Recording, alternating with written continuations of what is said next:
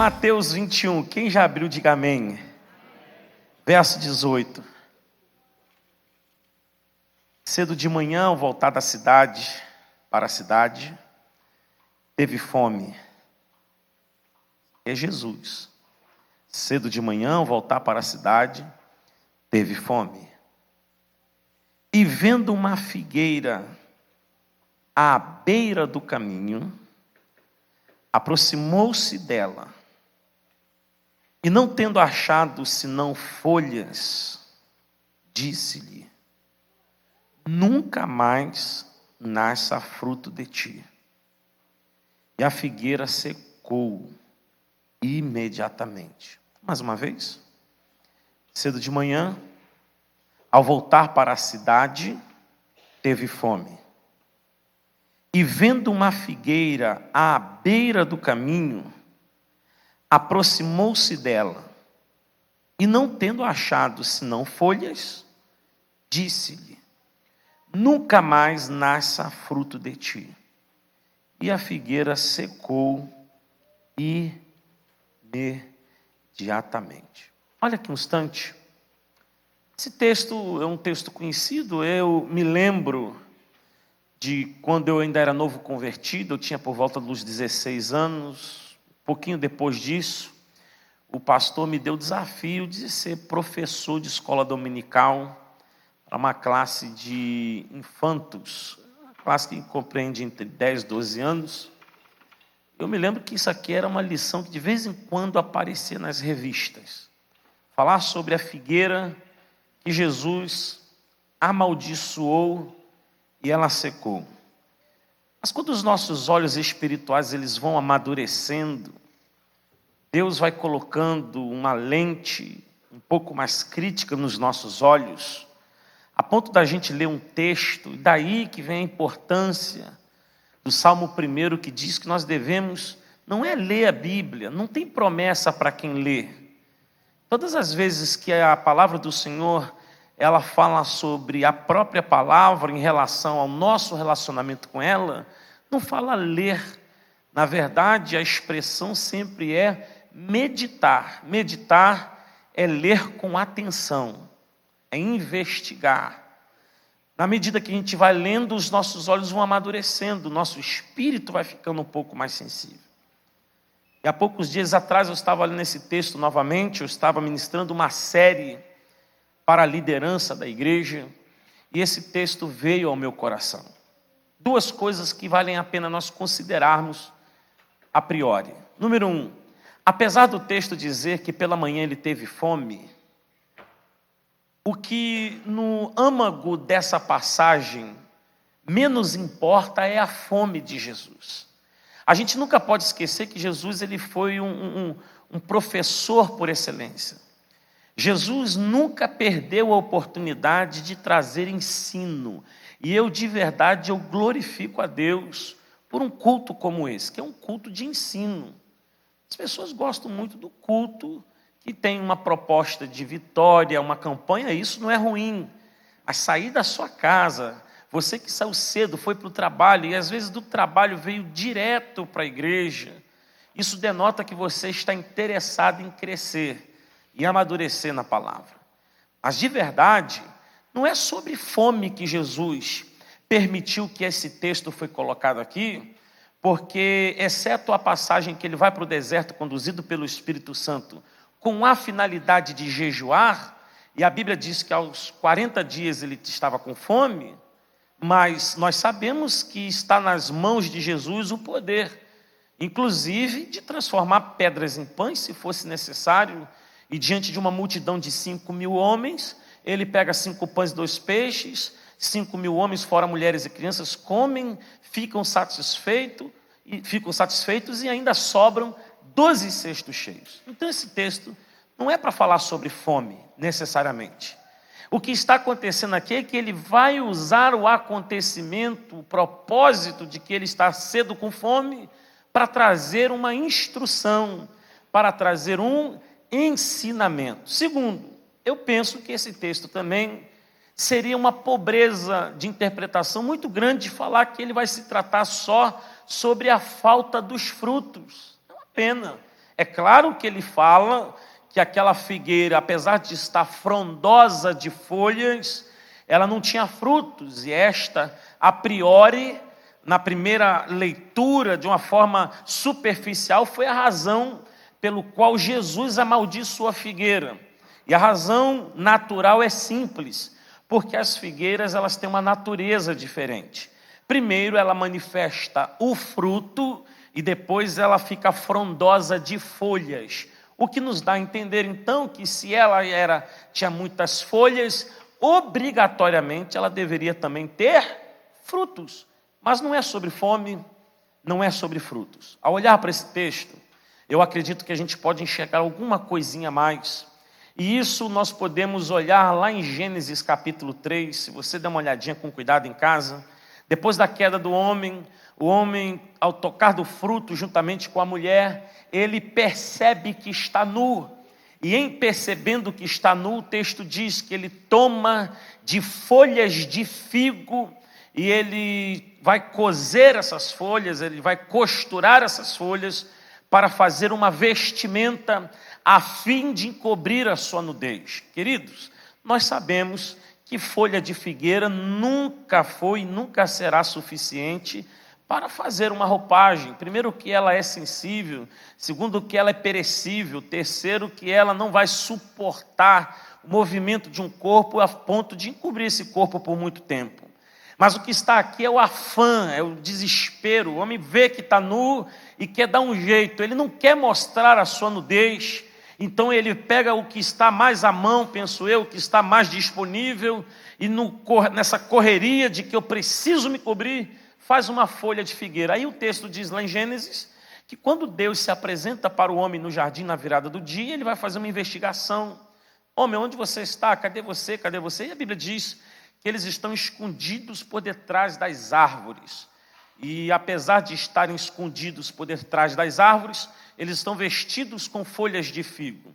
E aí você sabe que Deus vai fazer aquele tratamento com o homem, e ele então pega pele de cordeiro, para aí sim fazer uma vestimenta decente. Isso já estava apontando para o sacrifício da cruz. É como se Deus estivesse dizendo, para tapar a sua nudez, a sua vergonha, o seu pecado, folhas de figo são paliativos, não eficazes. O que pode resolver de verdade a sua vida é o sacrifício do cordeiro. É isso que Deus está falando em outras linhas, mas dentro dessa questão tem uma outra.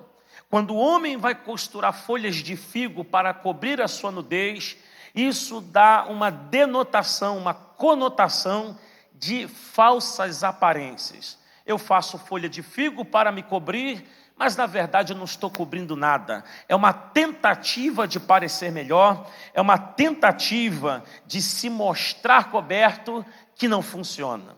E aí quando a gente pensa sobre essa questão de que essa figueira que Jesus se encontra com ela, e ela está frondosa de folhas, porém sem frutos, assim como a figueira que foi usada as suas folhas para fazer a roupa do homem lá no jardim, depois da queda, isso vai trazer para nós esse entendimento. Jesus não estava tratando a questão da fome, Jesus não queria apenas falar sobre a falta de frutos. O problema maior daquela figueira, e que vale a pena olhar o texto que diz que ela estava à beira do caminho, isso aqui já é um problema, porque ninguém foi chamado para estar à beira do caminho. Jesus disse, eu sou o caminho, e nós devemos estar no caminho. Se está à beira do caminho, já está fora do propósito.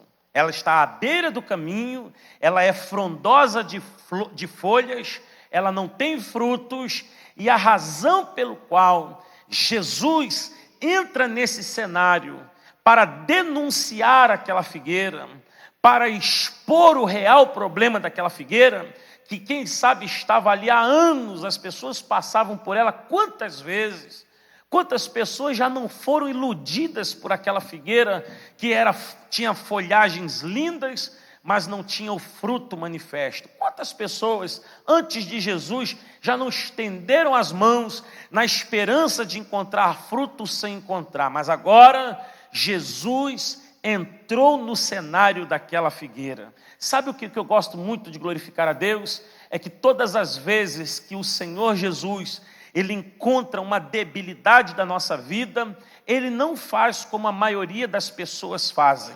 Muitas pessoas, quando veem uma debilidade, uma fraqueza, vamos chamar até de defeito, elas nos suportam com as nossas debilidades e defeitos. Jesus não. Quando Ele entra para se relacionar conosco, apesar de conhecer as nossas debilidades, Ele não finge que não está vendo. Ele entra na nossa história para nos consertar. E por isso vale um glória a Deus. Ele não vem se relacionar fingindo que não está vendo o problema. Ele vem e Ele vem denunciar o problema. E o problema aqui são falsas aparências. Um pouco antes desse momento em que Ele entra naquela avenida e encontra aquela figueira, Jesus estava sendo ovacionado pela multidão. As pessoas estavam estendendo seus mantos e folhas de ramos e gritando: Hosana aquele que vem em nome do Senhor. Aquela figueira, ela era a representatividade do próprio povo de Israel. Uma falsa aparência, porque numa semana eles estão glorificando a Jesus, recebendo Ele na qualidade de Messias, mas na semana seguinte é a mesma multidão que está gritando: crucifica. Olha o problema das falsas aparências. Olha o problema das pessoas que não têm na sua constituição de vida uma definição emocional, moral. Agora vamos então tentar aqui listar que tipos de falsas aparências podem nos tornar como aquela figueira que estava à beira do caminho. Muitas pessoas vivem um casamento com folhas sem fruto. O que a gente mais encontra, infelizmente, são pessoas que aceitaram a ideia que ao passar do tempo o casamento entra na rotina e é assim mesmo. Não é assim não, meu irmão. Muitas pessoas que compraram o argumento do inimigo de que com o passar do tempo eu vou me tornar irmão da minha esposa. Outro dia eu atendi um casal dentro do gabinete e aí o marido falou: não, pastor, já tem 5 anos que eu não me sinto mais marido, eu me sinto irmão da minha esposa. Eu falei: meu irmão, você está em pecado, porque Deus, irmão ela já tem, Deus não te uniu a ela para ser irmão, Deus te uniu a ela para ser marido, cabeça, sacerdote, mentor, protetor, provedor. E ele tomou um susto. E quantas pessoas não vivem essa vida de figueira cheia de folhas dentro do casamento? Seu filho sabe o que está acontecendo, sua filha percebe o que está acontecendo, você finge que não tem nada acontecendo, vivendo uma vida à beira do caminho. Quer ver outra coisa? São folhas da falsa alegria. Pessoas que por fora estão sorrindo e por dentro estão chorando, porque por muito tempo foi vendida a ideia de que a igreja é triunfante. A igreja é triunfante. É ou não é, gente? É. Ela é o corpo de Cristo, ela é a coroa da criação, ela foi constituída como embaixadora do reino sobre a terra. A igreja é triunfante, mas nós, como parte do corpo, temos as nossas demandas, temos as nossas guerras, temos os nossos dias difíceis, que nos dá o direito de vez em quando acordar de cara amarrada, e isso não me torna menos crente do que aquele que fica rindo o tempo todo igual um débil mental. Tem gente que está tudo rindo. Fulano, seu pai foi internado, doença terminal. Glória a Deus, Deus é bom. Isso é insanidade, gente. Fui demitido, aleluia, Deus está no controle, que bom. Onde está escrito isso? E a gente vai vivendo essa vida de folhagens, mostrando um sorriso falso, mentiroso, está moído por dentro, está gastado por dentro, está completamente esfarelado emocionalmente, mas a nossa mente foi treinada a colocar os pés naquela escada, injetar um sorriso e paz do Senhor, aleluia. Jesus nunca pediu isso de nós. Se tem um lugar, melhor lugar, para nós arrancarmos a máscara e quando estamos tristes, mostrar que estamos tristes, mas também quando estamos alegres, mostrar que estamos alegres é aos pés do Senhor no altar. Aqui eu posso ser quem eu sou, mostrar como eu estou me sentindo, e isso não me torna pior do que ninguém, isso não me faz melhor do que ninguém. Eu tenho o direito de chorar na hora do hino, chorar na hora da palavra, chorar antes do culto começar. Eu tenho o direito de rir quando tudo está bem, mas aqui eu posso ser verdadeiro. As folhas de um falso chamado. O camarada já percebeu que ele não foi vocacionado para aquilo. Está tirando a oportunidade de um vocacionado, de um apaixonado, mas ele insiste, não, eu vou ficar aqui. Porque esse lugar me dá honra, esse lugar me dá projeção, esse lugar me torna conhecido. Já sabe que nas suas mãos não está fluindo como deveria fluir. Tem alguém melhor que você, dá a vez, meu irmão.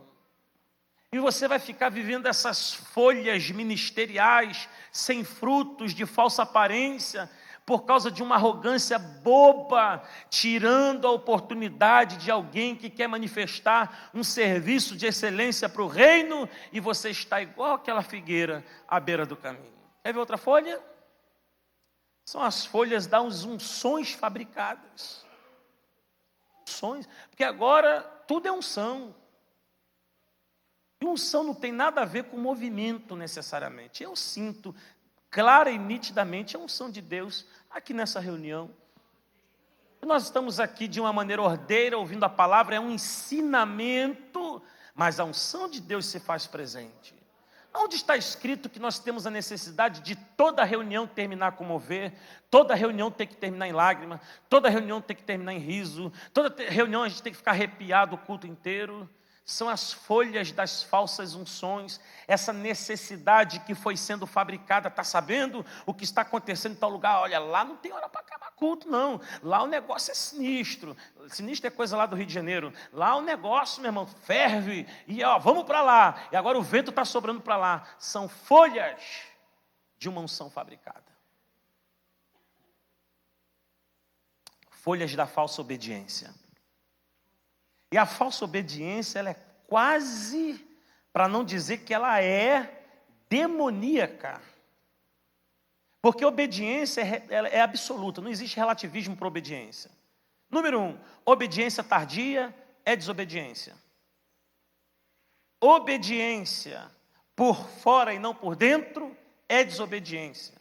A obediência, ela deve ser integral, ela nasce aqui dentro, e eu sinto o desejo, a necessidade de ser um servo. Vocês estão numa série falando sobre servos, e quando o pastor estava ali, eu falei, oh meu Deus, o que o senhor não me revelou que era esse negócio? Porque o texto lindo do bom samaritano fala que antes dele passou sacerdote, passou levita, a galera está passando de largo, o camarada está caído no chão, machucado, sangrando, mas os sacerdotes, os levitas estão apressados para o culto, e eles vão dando a distância, eles não querem entrar em contato com aquele camarada, porque parar ali para atender aquele homem vai tirá-los do foco, abre aspas, principal, que é ir para o culto. E aí a Bíblia diz que vem um bom samaritano, alguém que não tem nada a ver com igreja, alguém que não tem nada a ver com culto, alguém que não tem nada a ver com promessa. Provavelmente ele era um mercador, estava passando ali para fazer algum negócio, mas a Bíblia diz que ele teve sensibilidade para parar e servir o que estava caído. Eu acho lindo que o texto diz, e então, atendendo aquele homem, ele atou-lhe as feridas, colocou sobre o seu cavalo. Eu estou arrepiado, sabe por quê? Esse homem, ele desce do cavalo dele, do conforto, do direito dele de continuar a sua viagem sobre o seu cavalo, ele desce em favor do outro, ele vai trazendo o cavalo na mão, o doente está no cavalo dele, ele leva o doente para uma estalagem, porque ele não era capaz suficiente de cuidar daquele doente até o fim. Ele deu o primeiro socorro, ele quis servir, mas ele sabe, tem alguém melhor do que eu para isso, e esse lugar é a estalagem, e ele entrega aquele homem lá naquela pousada e diz assim, olha, eu quero deixar ele aqui para que você cuide de tudo, toma aqui um dinheiro e amanhã eu volto, porque se precisar de mais, eu te pagarei. Isso é chamado de servo para a igreja, meu irmão. É trazer o que está ferido lá de fora, dar o primeiro amor, o primeiro abraço, a primeira oração, o primeiro carinho, mas como eu entendo que existe alguém melhor do que eu para cuidar do perdido, eu trago para a estalagem a igreja de Cristo e financio a visão para que ela continue tendo sucesso e eficiência. Eu não tenho problema de botar a mão no bolso, porque eu sei que para aquele doente ser tratado, isso vai custar dinheiro, e o bom samaritano dá um show nesse negócio. Levita, folha. Sacerdote, folha. Figueira cheia de folha, sem fruto. Eu fico pensando como é que foi o culto que esse camarada pregou. Eu fico pensando como é que foi o culto que aquele levita cantou. E como seria bom que aquele bom samaritano fosse para o culto, porque aquele tinha um testemunho prático, de vida de serviço, para colocar diante do altar. Então, Jesus está denunciando as folhas da falsa obediência. Por último, para a gente avançar para o término, as folhas de uma vida financeira desajustada. Deixa eu te falar uma coisa, queridos. Eu não tenho nada contra a teologia da prosperidade. Pelo contrário. Teologia significa ciência que estuda Deus. Prosperidade é a qualidade de ser suprido. Se entendemos que Deus é a nossa fonte, então a teologia da prosperidade tem tudo a ver. A questão são as ondas que estão sendo fabricadas por aí. E que parece que uma corrente invadiu a casa de Deus, como se o único respaldo de que Deus está abençoando alguém é quando ele tem muito dinheiro. Vou contar o testemunho do meu irmão que era drogado e foi salvo, não, que isso aí ninguém vai aplaudir. Não vou contar o testemunho do meu pai que fumava, bebia, batia na minha mãe e agora é um homem de Deus, é um diácono da casa. Isso eu não vou contar, não. Ora, comprei um carro, aleluia, pastor, está aqui minha chave. Ora, por favor, mostrar para a igreja que Deus é comigo. Deus é nessas coisas e Deus é naquelas coisas também. O que nós temos que entender que são essas folhas de uma vida financeira desajustada. E por que eu estou dizendo isso? Que em nome dessa falsa aparência, e eu tenho essa quase obrigação de dizer que vai tudo bem financeiramente, é que as pessoas estão entrando em uma ciranda de destruição generalizada. Comprando o que não pode, vestindo roupa. Outro dia eu fui a um conselho de pastores ministrar, e de repente eu olhei assim, tinha uma fileira de uns 30, tudo de Dudalina. E eu conheço uma meia dúzia ali, que a casa nem é embolsada. E uma Dudalina custa 300 pila, filho. As que eu tenho eu ganhei. Aleluia. Poderia comprar, mas eu tenho coisas melhores para fazer. Nada contra quem compra. Mas eu conheci a gente ali que não tem azulejo na cozinha, mas tem uma Dudalina. Fora aqueles que tem uma Dudalina que nem é Dudalina, porque o negocinho é desse tamanho, todo torto, pirata. Mas essa necessidade de ostentar, de mostrar, todo enrolado no cartão de crédito, estressado dentro de casa com mulher, estressado dentro de casa com filho, estressado com todo mundo, roubando a Deus. Outro dia eu falei lá na igreja, lá eu estava meio azedo assim, pastor, quando fica azedo, irmão, o ministério tem que orar. Aqui o pastor Milton não fica, mas eu, infelizmente, não estou nesse nível ainda. E aí eu estava meio azedo no culto lá, eu falei, gente, eu quero denunciar uns bandidos aqui que estão nessa cidade hoje. O pessoal, tem bandido? Tem bandido. Eu falei, E olha, eles estão andando com carro roubado. Carro roubado. E eles estão usando roupa roubada. Perfume roubado, bolsa roubada. Eu falei, muitos deles estão aqui no culto hoje. E deixaram de entregar o seu dízimo, porque estão tão enrolados financeiramente, E alguns ainda dizem assim, só sabe, né, Senhor, que eu estou enrolado financeiramente. O diabo não pegou o cartão de crédito de ninguém para ir na Casas Bahia. O diabo não pegou ninguém para o cabelo e disse assim, vamos lá, vamos para o restaurante. O diabo não levou nenhuma irmã na Carme Stephen para comprar a coleção outono e inverno. Nem na Arezzo. São nós que tomamos a decisão. Essas coisas são erradas, é pecado ter carro novo, roupa boa, frequentar restaurante bom? Não! Desde que esteja dentro das suas condições de orçamento. Agora, em nome dessa falsa aparência, todo mundo come lá, eu tenho que ir também, vou dar mole, como diz o carioca. Todo mundo essa roupa, eu tenho que usar também, vou ficar por baixo. Todo mundo agora faz californiana. Californiana é quando a irmã, né, dá uma tingida de louro lá no finalzinho do cabelo, e para jogar aquela tintinha, R$200. Outro dia minha esposa chegou lá, ela falou, gostou da minha californiana? Eu falei, gostei. Um negocinho de tinta assim na pontinha, e eu sou curioso, eu falei, quanto custou essa brincadeira? Não, foi 200, bem. Eu falei, sangue, mas ela assustou só o seu cabelo de louro?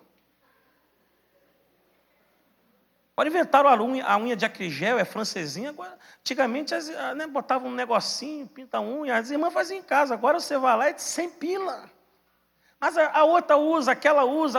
Meu irmão, você não sabe qual é o preço que ela está pagando emocional, conjugal, pessoal. Muitas das vezes, toda ferida, toda quebrada emocionalmente, porque está tentando manter uma vida de aparências financeiras, folhas financeiras. Diz que a gente tem que ter 30 camisas. Quem diz que a gente tem que ter 200 gravatas? Eu ontem preguei com esse terno e hoje voltei com ele. Mudei a camisa e a gravata, que aliás, meu amigo me deu essa gravata no passado. Deus abençoe. Se sentir de dar outra, eu já sinto de receber automaticamente. Irmão, a gente tem que sair dessa onda de consumismo que rouba a nossa paz. Eu tenho uma tia que ela fala assim, eu não consigo viver sem carnê. Eu falei, gente, isso é demônio. É quase uma dependência química. Carnê. Eu preciso de um carnê. Ela tem essa necessidade. Troca de sofá 2 vezes por ano, pinta a casa 5 vezes por ano, é um desespero, nunca tem paz, nunca senta e fala assim, glória a Deus, e troca sofá de lugar, muda a estante, aí troca a estante, porque aquela estante não ornou com aquele sofá, aí trocou o sofá, agora tem que trocar o tapete, porque o sofá mudou, mas agora que já trocou o tapete, tem que trocar a cortina, porque a cortina não orna com esse tapete, mas essa cortina não combina com aquele quadro, e é uma ciranda. Folhas de aparências falsas. São pessoas tentando buscar contentamento e alegria em coisas passageiras e nunca estão plenamente satisfeitas, porque deixa eu te dizer uma coisa, a ciência comprova que existe um mecanismo cerebral, quando as pessoas compram alguma coisa semelhante, vou usar a palavra no rasgado aqui, há um orgasmo. Só que tem gente que fica viciada nisso, em comprar. Passa o cartão. Outro dia eu estava numa loja, uma irmã em Cristo, e eu sei que é irmã porque eu conheço. Eu estava atrás na fila, fui comprar alguma coisa para minha esposa. Ela passou o cartão, eu vi, gente. Quando ela deu o cartão, ela falou assim, me ajuda, Jesus. Eu pensei, não deve ter limite. Quando passou, ela deu assim, aleluia. Gente, são folhas.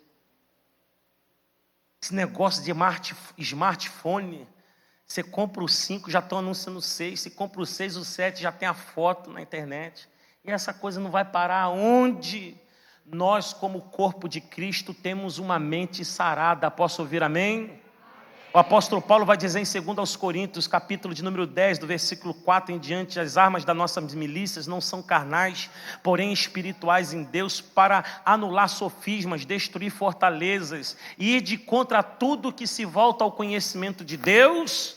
E ele então vai dizer, levando toda a mente cativa ao conhecimento de Cristo. Essa palavra não foi para ímpio, essa palavra foi para a igreja de Corintos, considerada a igreja mais avivada da época, mas tinha gente ali que a mente estava em qualquer outro lugar, menos cativa à obediência de Cristo, porque uma mente que está na obediência de Cristo não tem essa necessidade de ficar tentando se suprir com superficialidades. Vamos terminar? Porque esse texto diz que quando Jesus denuncia o modo de vida dessa figueira, uma vida de falsas aparências, e aquela árvore era o reflexo da nação, ela pode representar o reflexo de alguns de nós aqui nessa noite, em algumas áreas diferentes. Mas isso não é razão para nós nos desesperarmos, porque aquela figueira, ela foi amaldiçoada, e diz o texto, ela secou no mesmo dia. Mas olha para esse irmão que está do seu lado e diga assim: mas para nós tem esperança. Diga: nós não vamos secar hoje. Quem crê nisso, diga amém. Então fica de pé e abra a sua Bíblia em Lucas 13, por gentileza. Lucas 13.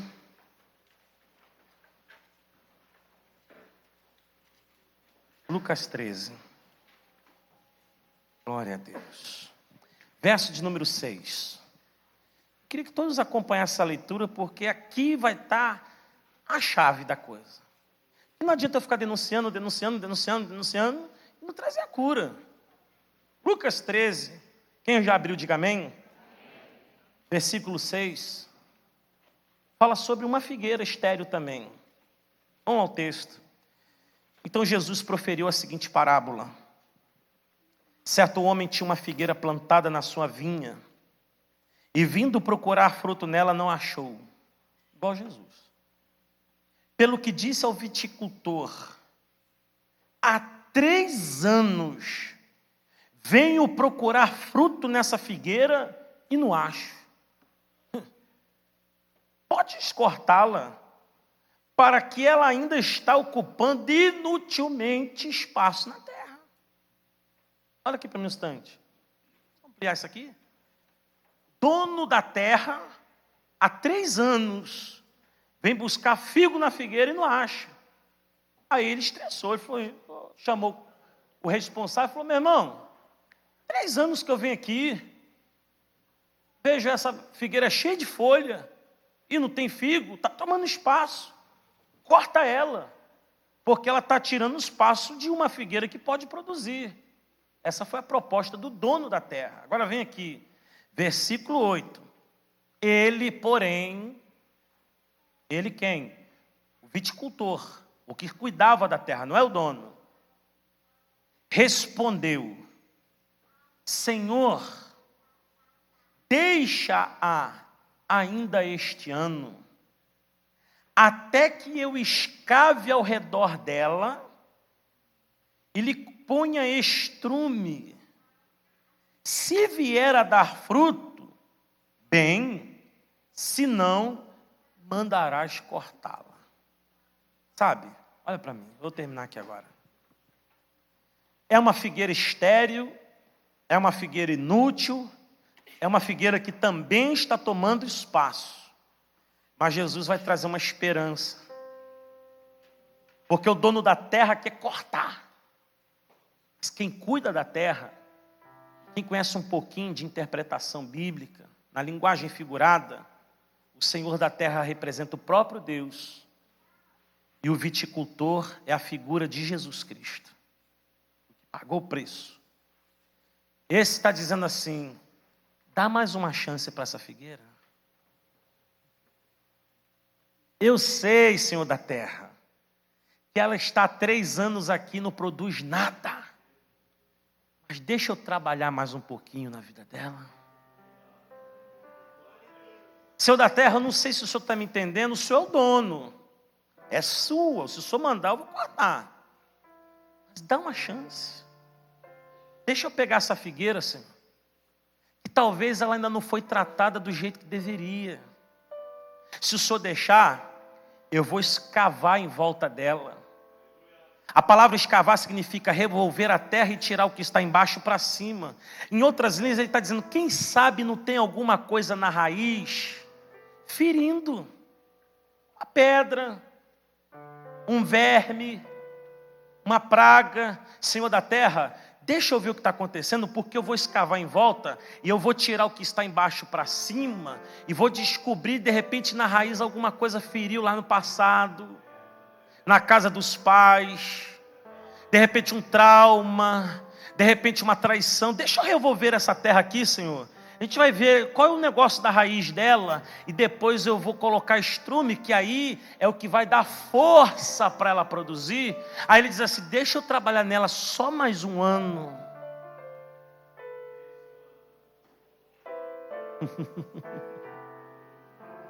Sabe o que o Espírito Santo está falando comigo e com você aqui nessa noite?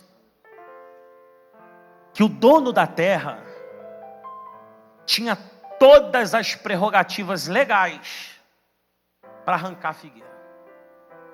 É o dono.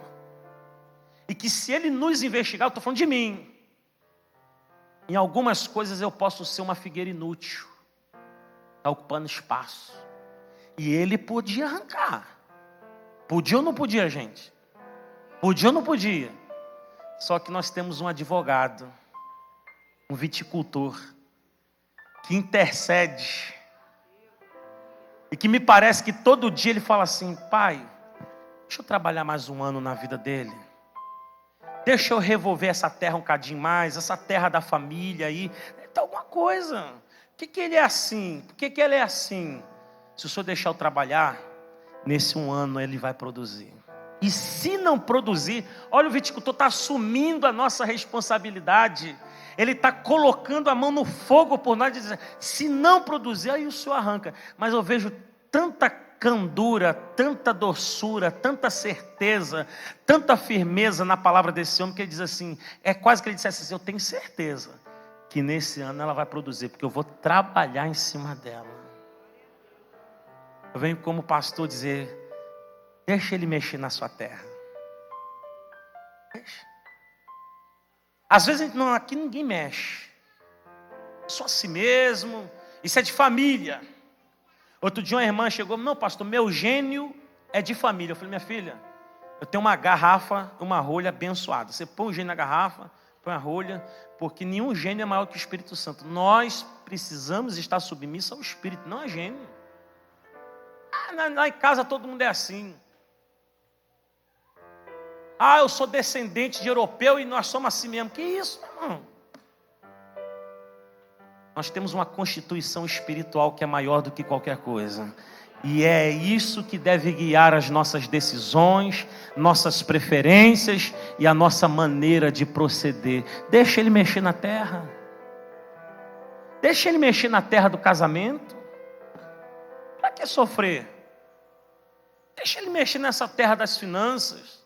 Deixa ele opinar. Pergunta para ele, Senhor, eu devo comprar isso? Você vai ouvir claramente ele dizer, olha, isso você não precisa. Primeiro paga a sua dívida. A mulher endividada, ela agora tem um estoque de azeite. Quando ela vai no profeta, o profeta diz assim, primeiro paga a dívida, depois vive do resto. Princípio. Deixa ele mexer na terra. Olha para o seu irmão que está do lado e diga assim, deixa ele mexer na terra. Diga assim, deixa ele mexer no que está na raiz aí. A gente precisa disso, gente. Posso orar pelo povo, pastor? Tem alguém aqui nessa noite que admite, eu sou o primeiro, mas como Deus me deu a incumbência de ministrar, senão eu estaria aqui. Quem admite que precisa deixar ele mexer na terra? Sai do seu lugar, vem aqui, deixa eu orar por você em nome de Jesus. Deixa ele mexer. Ainda bem que é ele que mexe. Vai mexer na terra. Isso que machuca a raiz das suas emoções, impede você de ser pleno, plena. Uma raiz ferida não produz caule sadio, frutos sadios, nem produz. A raiz está ferida. Ele quer mexer na nossa raiz. Você pode ser um crente melhor, um marido melhor, uma esposa melhor, um empresário melhor, um empregado melhor, um pastor melhor, um líder melhor, um filho melhor. Tudo, se a raiz estiver sadia.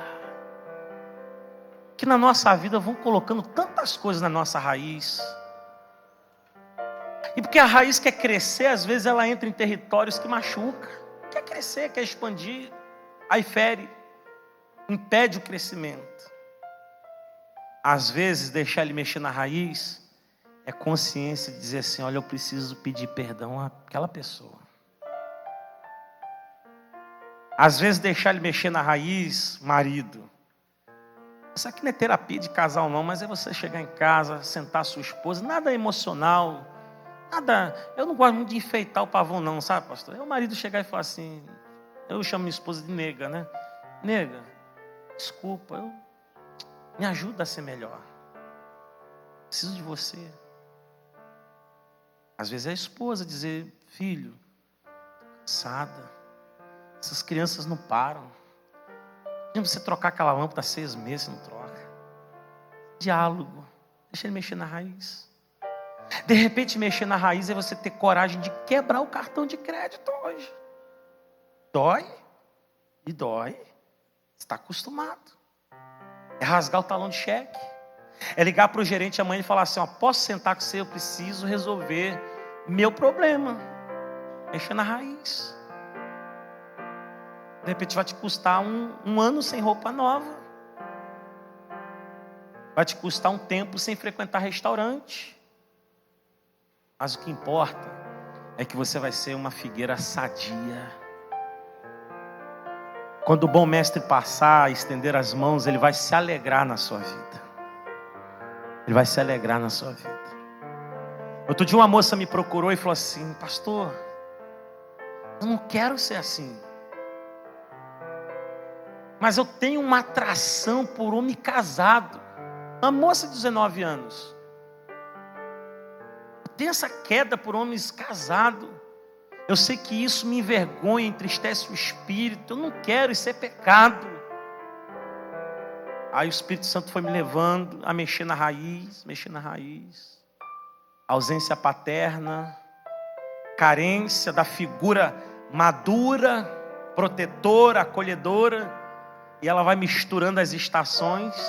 Aí ela vê um homem maduro, por causa da falta do pai, ela se apaixona e é uma menina frustrada.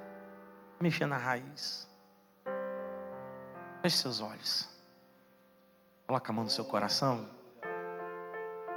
Uma oração tão simples que a gente vai fazer hoje, que eu sei que a senhora quer ser uma esposa melhor. A senhora não se casou para ser frustrada nem triste, e nem magoar o seu marido. Mas as lutas vão esfriando, a raiz vai ferindo. Sua mão no coração. Ore comigo, ora comigo. Diga assim: Espírito Santo, eu sou essa figueira. E eu preciso de ajuda. Eu não quero passar mais um ano sem fruto, frustrando o Senhor e vivendo frustrado. Eu venho te pedir que Lucas 13 se manifeste na minha vida. Pode mexer na raiz, pode revirar a terra. O Senhor sabe aonde está ferido, aonde a raiz foi afetada. Nem o meu melhor amigo sabe, mas o Senhor sabe. Mexe na minha terra, Senhor. Põe o adubo, trabalha na minha vida. Esse ano vai ser diferente.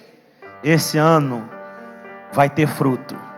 E os frutos que não se manifestaram nos últimos 3 anos, eu creio, todos eles, diga todos, por causa da saúde, da minha raiz e da cura que vem ao meu encontro hoje, diga: o que eu não vivi em 3 anos, eu vou viver nesse ano, em nome de Jesus.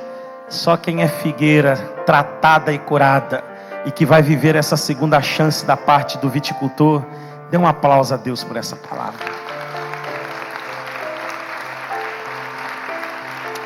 Se dá um abraço nesse irmão e fala assim, ó. Ele vai mexer na terra. E o fruto vai manifestar. Amém?